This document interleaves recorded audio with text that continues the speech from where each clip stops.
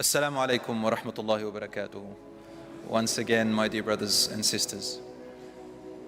Today I've got a little treat for you, a story that I delivered 24 years ago. And it inspired a lot of people, it gave them hope. And I want to share that with you, inshallah. And the credit goes out to a great sheikh who was one of those that I listened to in the 90s when I was about 15 years old. His name is Sheikh al-Brik. And this story, the shaitan may come to you and say that I'm just making it up. However, wallahi, this story, I've confirmed it with people that were involved in it. And the story happens really in Riyadh, in Saudi Arabia, but I think it's going to connect to all of us, inshallah. So here it goes. Bismillah ar-Rahman ar-Rahim. First of all, I want to make an introduction to it. The story is all about repentance and hope. It's about Allah's forgiveness and mercy. It's about when you've hit rock bottom and you've done all the sins of the world, and it tells you, do not give up, for Allah forgives all sins. My dear brothers and sisters, the story begins with a particular sheikh. I don't know the name of this particular sheikh, but he lives in Riyadh and he was on a trip like the one we're on now. I think he went on a conference or a business in one of the neighboring countries to Saudi Arabia.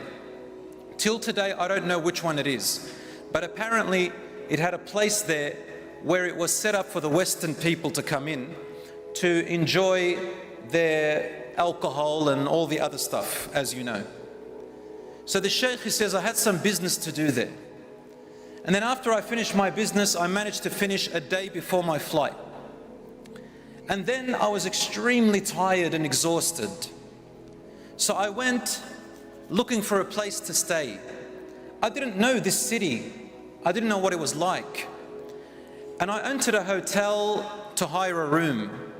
But in that hotel, all I saw was men and women indulging in lustful temptations, drinking wine, music and dancing. I had never seen something like this in my life.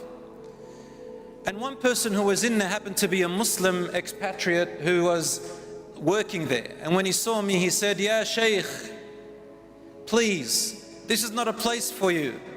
I don't want to see a sheikh who is a role model in this place." He said, "Where am I going to go? And I'm really tired." He said, "Ya sheikh, you know, you can stay here, but it's not a place for you." So the sheikh says, "I couldn't stay there, I left." I left and I found a park, and in that park there was a bench. So I decided to sleep on that bench, and I didn't care about anything else because I was extremely tired. And then close to about Fajr time, my flight was about to leave at Dhuhr a little bit later, and I decided that maybe I can find a cab, a taxi, or a car to take me to the airport. He said, I took a car to the airport, and in the airport there was a prayer room. I went to the prayer room and I prayed my Fajr. And usually they don't let people sleep inside the prayer rooms, but I was so exhausted that I couldn't help myself but go to sleep. He said, during my sleep time, nobody entered the prayer room. And then close to about 1 hour into my sleep, I wake up to the sound of a cry. I looked in front of me, and there was a young man, a man that was not more than about 25 years old, less than 30, a young man at the beginning of his life. He was praying and crying so badly. It's like a mother who had just lost her child, or like a person who had just lost something very dear to them, a loved one. He said, I've seen many people like that cry in their salat and everything in my life, so I didn't really pay much attention. I was too tired, so I went back to sleep. He says, close to about Dhuhr time, I wake up again, and it was the same young man who was praying. He came up to me and his eyes looked like he hadn't slept for 3 or 4 days. He looked really tired and hungry, and he was so distressed. He looked at me, and with shock he said to me, "Ya sheikh, hal tastati'u an tanam?" Are you really able to go to sleep? Are you able really to sleep? He goes, "Yes, I'm really tired." He says, "Wallahi, I don't know how to sleep anymore, ya sheikh. I don't know how to sleep. I've been running around for 3 nights and 3 days. I can't sleep. I can't eat, I can't enjoy my life, and I don't want to go back home. He said, what's going on? He says, I'm from Riyadh and I just don't want to go back to my family. So the Shaykh says, Dhuhr time was really approaching and we decided to pray the Dhuhr. And I said to him, we'll speak after the Dhuhr time, bi'idhnillahi ta'ala. He says, we prayed Dhuhr together, there's just him and I, and no one else joined us. And then after the Dhuhr, I sat with him, I had a couple of hours before I fly. I sat with him and he said to me, now in this story we're just going to use the name Ahmed. Ahmed is not the real name, but that's just the name that the Shaykh gives because he doesn't want to expose him. He said to me, I am a man who is married. I have children and I come from a very wealthy family. We are entrepreneurs. We don't need to work because our income is passive. We are millionaires, probably even billionaires. We have everything at the tips of our finger. And we have maids, we have workers, we have the best of cars, we have the best of food. Everything that you can imagine, we have it. He said, but as time went on, I got too bored of the wealth and the luxuries, and I thought to myself, isn't there more to life? I want to try something else. Yes, I've got everything, but I want to try something else. And my dear brothers and sisters, this is exactly what the shaitan does. The shaitan comes up to you and says, why don't you get out of your comfort zone?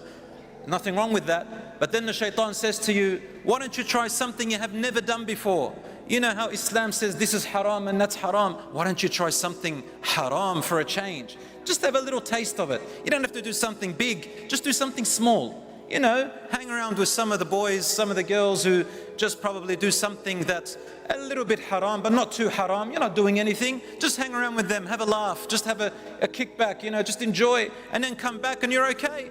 And the shaitan comes and says to you, don't worry, you can go and pray a couple of prayers, it'll wash it away. Some other people, they say, oh, I'll just go and do haram and the next year I'll do some umrah. The umrah will wash off the sins. This is how we thought.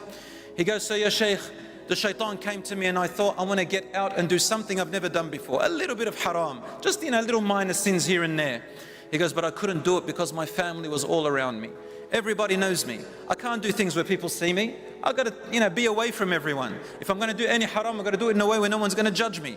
You know, let my hair down a little bit. Come back, do a bit of umrah, and I'm done. He says, yeah, shaykh, so then I made up an excuse that I was going on a business trip. I told my wife and my children, and I came to this country that you and I are in. I said, yeah, shaykh, wallahi, I did not intend to do anything major. Just to do minor sins and return, and Allah subhanahu wa ta'ala forgives. He said, before I knew it, I surrounded myself with some other people who have come from different other countries, Muslims, just like me. You know, they pray, they fast, they do everything, but they've come here for the same reason that I have come. Subhanallah, how the shaitan takes you to these places. And as soon as I surrounded myself with the people who I was looking for to have a little bit of fun, watching them doing the haram, but me just laughing and enjoying it. He said, before I knew it, night after night, day after day, my temptation started to grow. What seemed to be big haram to me began to seem very normal to me. What seemed to be really bad to me, I thought, what's the big deal? Everybody's doing it. And I became numb, ya shaykh. As my lustful temptations began to grow, I'm away from my wife and my children, and these friends around me making everything look so easy and normal. The peer pressure came to me, and then I took everything really easy. You know that feeling how you feel when you become normalized to sins. He said, day after day, night after night, and then we were surrounded by alcohol. I never drank, ya shaykh, wallahi. We were surrounded by gambling. I didn't gamble, ya shaykh, wallahi. And then finally, the women came, and my friends wanted to chit-chat and flirt with them. I flirted a little bit. They flirted with me. And then we began to exchange words night after night, day after day. My friends would go into rooms in hotels and they would come out all happy and excited, and then they would drink. And I'm just smiling and laughing until my temptations began to overcome me. I said, ya shaykh, one of the women who sat with me, she was so charming and she was so good. And my lusts and temptations began to rise. And you know, brothers and sisters, in science, in biology, there's something called the prefrontal cortex. I want the young people to know this. This prefrontal cortex here, it grows when you reach puberty. And when you reach puberty, it keeps growing until you're about 25. It's responsible for decision making, for your feeling of morals, right and wrong. It's the rational center. So when that that prefrontal cortex is blocked, you no longer think rationally, you think with your desires, you think with your emotions. He says, when my lusts began to grow, and even in science this is true, when your lusts grow and your temptations and your desires, your prefrontal cortex actually blocks itself. It's really used, Allah made it so that when you get married, so you're not shy with your wife and your husband, so things can be easy between you, so that you don't feel too shy when you come together, and you can inshallah reproduce. That's the whole point of marriage, inshallah, and more than that, of course, love and everything before lusts and temptations. But he said, my prefrontal cortex and everything blocked, and my lusts took over, ya sheikh. And suddenly, before I knew it, I don't know how I ended up in that room with that woman. And as Rasulullah sallallahu alaihi wasallam said, مَا اخْتَلَى رَجُلٌ وَامْرَأَةٌ إِلَّا وَكَانَ الشَّيْطَانُ ثَالِثُهُمَا. No man or woman ever are in seclusion together except that the shaitan is always their third. Don't ever think that you are so powerful and innocent enough not to fall into temptations. He said, Ya Shaykh, I've never done anything like that before in my life. And then suddenly 1 minute became 2 minutes, and 2 minutes became 5, and suddenly I found myself doing the haram with her, the absolute zina. And Ya Shaykh, I don't know what happened to me. And then after this temporary lustful enjoyment, suddenly it was ended. And when it was ended, my temptations cooled down, my lusts cooled down, and then my conscience and my iman came back, and the guilt and the shame began to hurt me. I felt like I was about to fall to the floor. I felt like heat began to rise in my body in a way of guilt and shame that I wished I could never exist. I said to myself, ماذا فعلت? What have I done? What about my wife? What about my children? What about my hereafter? Allah subhanahu wa ta'ala will not forgive me for this. Oh my God, how I've penetrated this wall. Ya Rabb, he said, I forgot about everything. I just began to scream, and I rushed out of the door and ran down the stairs. He says, at the door of the hotel, I saw one of the main culprits that was with us. He ended up being, sorry for this word, he goes, he ended up being a pimp, one who hires women, who takes money, and I had been one of the victims of this person. After I knew, I said, subhanallah, I wish that they would have just taken my money and told me what they're trying to do to me. But subhanallah, I ended up doing zina, a major sin. Ya Allah, what am I going to do? And he says, that man who was with me, he's a Muslim apparently, and he said to me, what's wrong? What's wrong? I said to him, I have committed zina. Do you know what zina is? It's adultery. And the man just said to me, and he had a bottle of wine in his hand. He said, oh, it's easily fixed, my friend. Here, just drink a little bit of wine and you'll forget all your problems. You won't feel any guilt, you won't feel any stress, nothing. You'll just forget, enjoy. And he said to him, subhanallah, after now that I may be denied the wine of Jannah, after I've been denied possibly a wife in Jannah, you want to deny me now even the wine of Jannah? And then what did that man say to him, the shaitan? He said to him, Inna Allah ghafurur rahim. Allah is forgiving, most merciful. Allah will forgive you, don't worry. And he had forgotten that Allah subhanahu wa ta'ala is also shadidul iqab.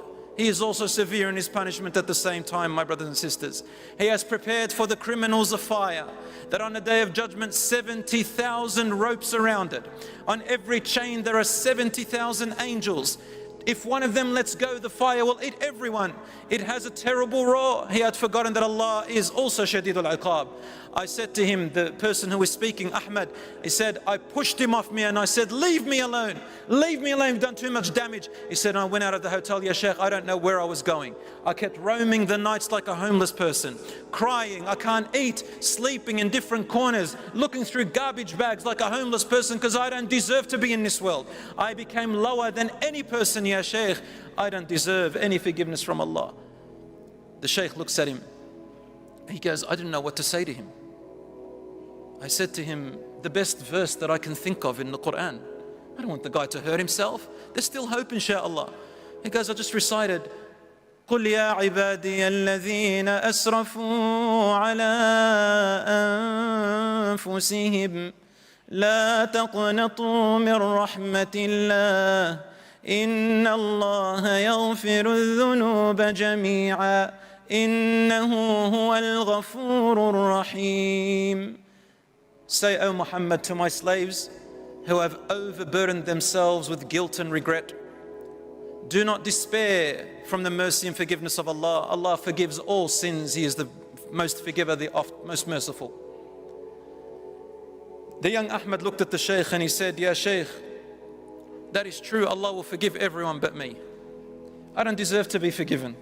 I have sheikhs around me and ulama. I come from a Muslim land of Hajj and Umrah.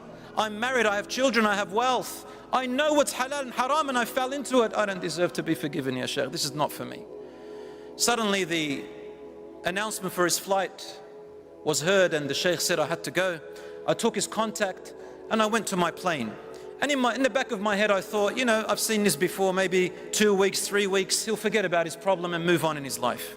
He said, when I reached back to Riyadh, about a month later, I received a call from him. And he said, "I want to meet you at the Masjid." And it was about Hajj season time that time. He said, "I went to the Masjid and I met with him and he had changed. He wasn't the same as before. He wasn't crying, he wasn't in distress, but there was something dangerously scary about him. I looked at his face and it's as if he was just empty. He said to me, 'Ya sheikh, I didn't call you to say hello to you. I've called you to say goodbye.' I said to him, 'Where are you going?' He said, 'I want to give myself in to the Saudi government so that they can stone me to death.' And the sheikh says, I held on to him. I got nervous. I said, 'Are you crazy? You've got a wife, you've got children.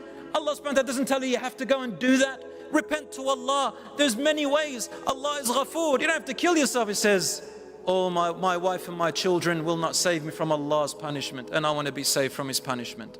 Let go of me, ya sheikh. I just came to say thank you for trying to help me. Jazakallahu khairan, before I go into the hereafter.' The sheikh says, I didn't know what else to do. I held on to him. I tried, and the man was about to just go. So finally I said to him, 'Ya Ahmed, listen. Let us go to one of the scholars that you and I respect here higher than all of us, and we will tell him your story. And if he says to you, give yourself in, I will take you myself.' Until finally I came to an agreement with him. And then I said to him, shake on it, because I was afraid he might go in secret, and subhanallah. So he shook on it and he gave me his promise. He said, we went to this great scholar, and the scholar said, La yusallimu nafsah. Tell him he is not allowed to give himself in. And this particular scholar, he says, what kind of a man have you brought me, ya sheikh? I can't sleep. I've been awake nights after nights with him calling me and saying to me, oh sheikh, fear Allah in what you're saying to me. For wallahi, on the day of judgment, I will say to Allah, I wanted to give myself in, but this scholar, he is the one who told me don't. And the sheikh says, subhanallah, I did not tell you anything except out of ilm. Until finally the young Ahmed left the scholar alone. Suddenly the sheikh says, I received this call and he wanted to meet me back in the masjid. I went back to the masjid and he said to me, I'm come to farewell you again. I said, where to now? He says, I want to go to Hajj. And this is the feeling of a repenter. I said, subhanAllah, let's go together. He said, no, I'm okay. I thought maybe he went with a group of his own. He says, we went to Hajj, and then when we reached the part when we're stoning, you know, the Ramil Jamarat for the devil, he said, I saw him from a distance and I said, Ya Ahmad, Ya Ahmad. He goes, as soon as Ahmad saw me, he ran away. I said, subhanAllah, what changed his heart towards us? He said, then I went back, and when I met him back in Riyadh, I came to visit him, and I said, Ya Ahmad, what changed your heart? And he said, Ya Shaykh, why would you want me to mix with you? I am impure. You are pure people. Why would you want me to ruin your Hajj? He says, I was too busy making istighfar. Leave me alone, Ya Shaykh. Subhanallah, why would you want me among you? Leave me alone. He said, and sometimes I would look at all the Hujjaj and I would think, subhanallah, look at all these Hujjaj, how pure they are. I am the worst. Maybe Allah will not forgive or accept anyone's Hajj today because I'm among them.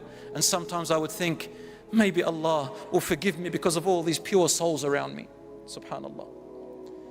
Time passed, and this young Ahmed memorized the entire Quran from front to back.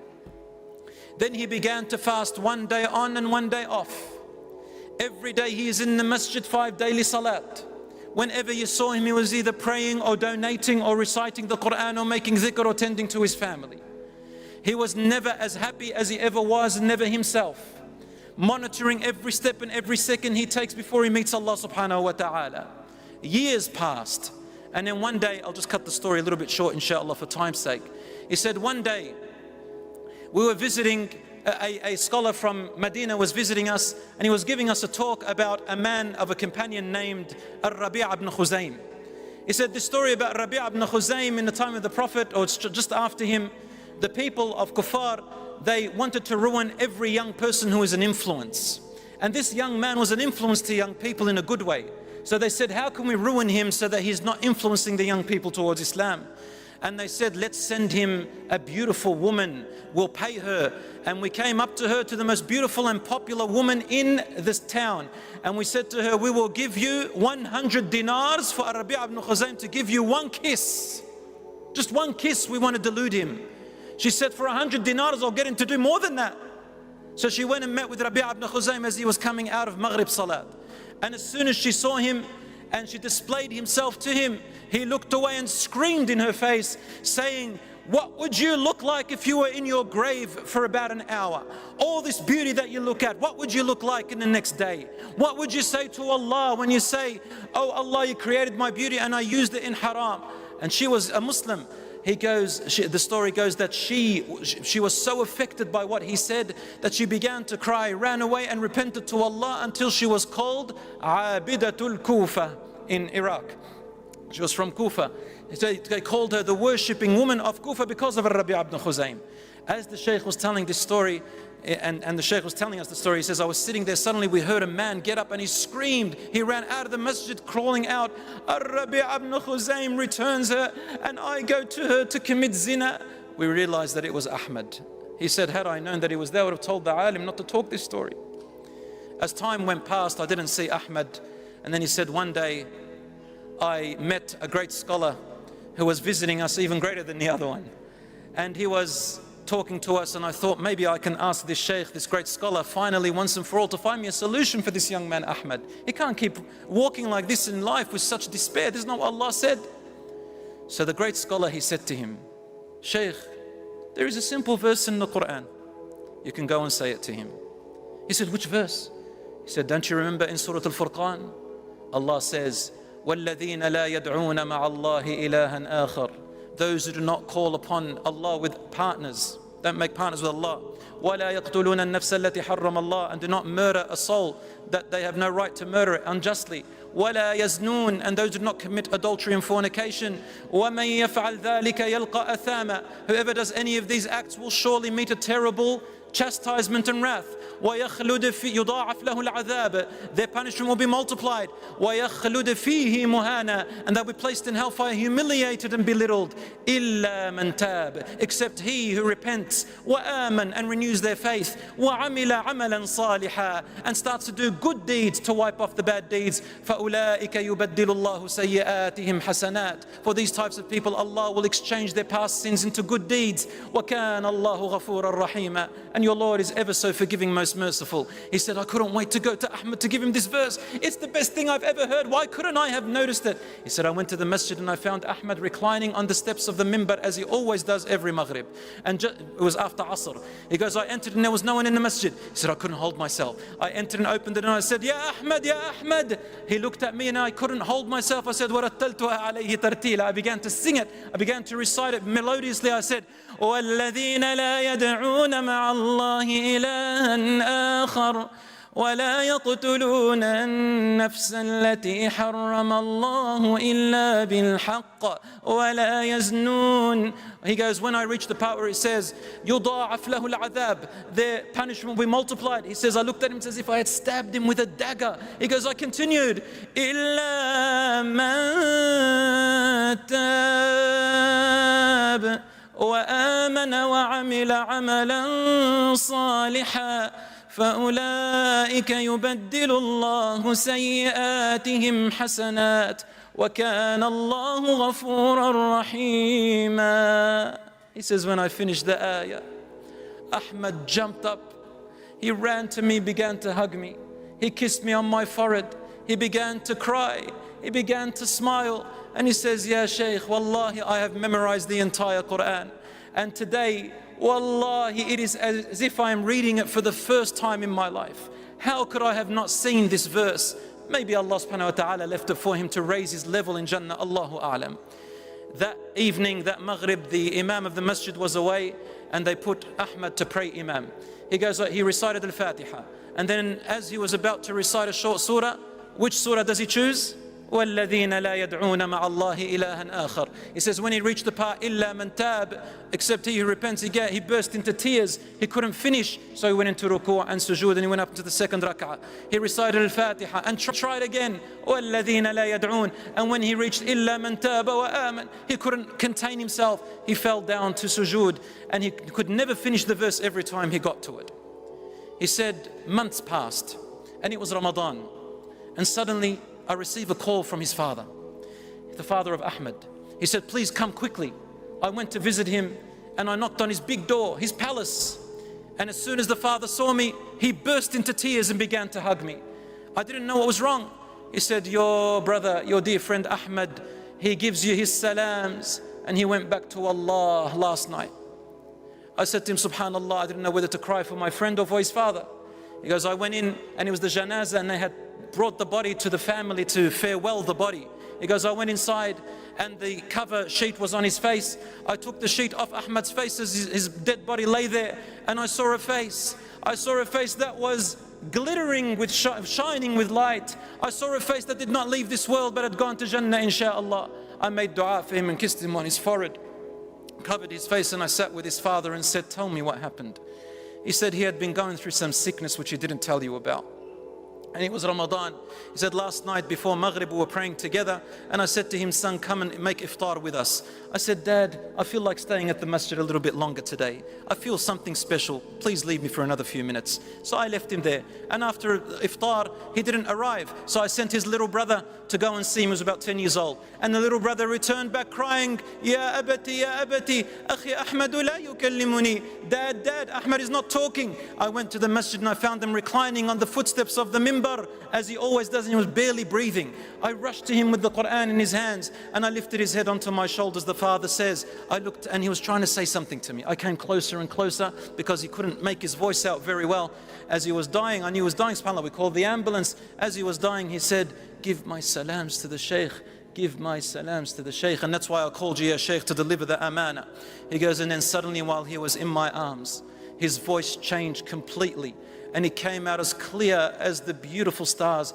He said, وَالَّذِينَ لَا يَدْعُونَ مَعَ اللَّهِ إِلَهًا آخَرَ وَلَا يَقْتُلُونَ النَّفْسَ الَّتِي حَرَّمَ اللَّهُ إِلَّا بِالْحَقِّ وَلَا يَزْنُونَ وَمَنْ يَفْعَلْ ذَلِكَ يَلْقَ أَثَامًا يضاعف له العذاب يوم القيامة ويخلد فيه مهانا إلا من تاب وآمن وعمل عملا صالحا فأولئك يبدل الله سيئاتهم حسنات وكان الله غفورا رحيما.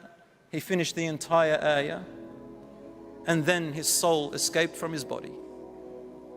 I said to the young sheikh, what happened to my son when he went on his tourist visit? And the sheikh said, I had promised not to tell the full story or to say what he had done. He said to him, فَقَدَ إِيمَانًا. He lost his iman for a little while. Or he said to him, he lost a friend. As the Prophet ﷺ said, when you do a sin, the iman is like a friend. It hovers above you as you do the sin, and when your sin is over, your iman comes back to make you feel the way you feel, so that you can repent and renew your life. My dear brothers and sisters, inshallah, that you benefit from this talk, that it is hope. No matter how much you have sinned, remember that Allah is Ghafurur Rahim. Allah loves it. He loves it when somebody returns back to Him. Even if you have sinned all your life, no matter what you think about yourself, remember, do not despair from the forgiveness and mercy of Allah. Tonight, my brothers and sisters, tonight pray 2 rak'ahs and say, oh Allah, forgive me. And you will find your entire life changing. I thank you for listening and thank you for having me here, my dear brothers and sisters. I farewell you tonight. I return back to Australia, and I would like to thank the organizers, the volunteers, all your beautiful faces. Wallahi, I felt a comfort and happiness this time round that I haven't felt before, and possibly, inshallah, I can feel, inshallah, that it is your iman. May Allah subhanahu wa ta'ala forgive us all. Thank you. Wa sallallahu ala nabiyyina Muhammad. Wassalamu alaikum.